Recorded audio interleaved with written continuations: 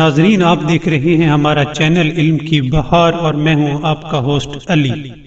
ناظرین، روایات میں ملتا ہے کہ جس وقت حضرت مریم حضرت جبرائیل علیہ السلام کے دم کرنے سے حاملہ ہوئیں تو اس کے 6 مہینوں کے بعد حضرت عیسیٰ علیہ السلام پیدا ہوئے۔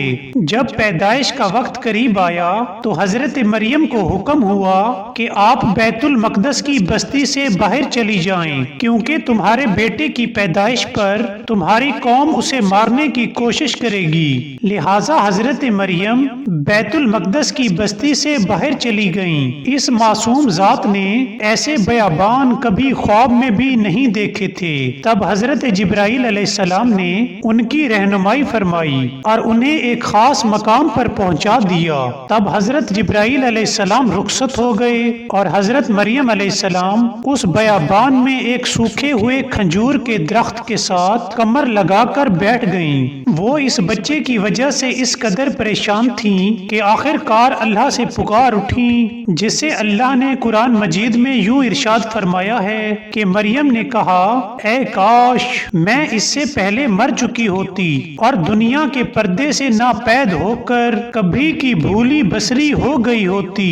ناظرین، جب حضرت مریم خشک درخت سے کمر لگا کر بیٹھ گئیں اور بچے کی پیدائش کی وجہ سے انہیں بہت زیادہ تکلیف ہونے لگی، اس اجنبی اور نئی تکلیف سے ان کے آنسو جاری ہو گئے۔ اسی وقت حضرت جبرائیل علیہ السلام بہت سے رحمت کے فرشتے لے کر حضرت مریم کے پاس پہنچ گئے اور جنت کی حوریں حضرت مریم کے ارد گرد جمع ہو گئیں۔ اسی وقت حضرت عیسیٰ علیہ السلام کی ولادت ہوئی۔ تب حضرت مریم بہت زیادہ پریشان ہو گئیں کہ بغیر خاوند کے میرے ہاں یہ بچہ کیسے پیدا ہوا۔ ناظرین، تب آواز قدرت آئی کہ اے معصوم مریم، تم کسی کا غم نہ کرو اور پریشان نہ ہو۔ دیکھو، تمہارے پروردگار نے خود بخود تمہاری ایڑیوں کے نیچے سے کیسا رحمت کا چشمہ جاری کیا ہے۔ اس سے تمہیں اطمینان ہونا چاہیے کہ اللہ تعالیٰ اپنے حکم سے جو چاہتا ہے پیدا کرتا ہے۔ پھر آواز قدرت آئی کہ اے مریم، اس سوکھے ہوئے کھجور کے درخت کو تم ہلاؤ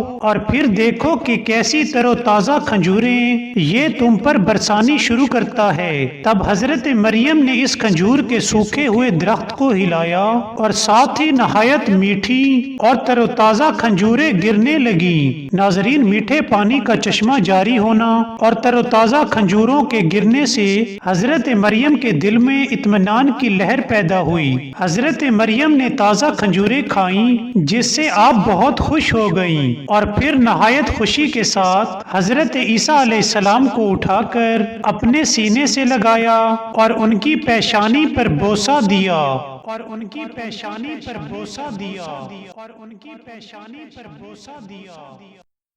ناظرین، اگر آپ کو ہماری ویڈیو پسند آئی ہو تو سبسکرائب کرنا مت بھولیے گا۔ Thank you.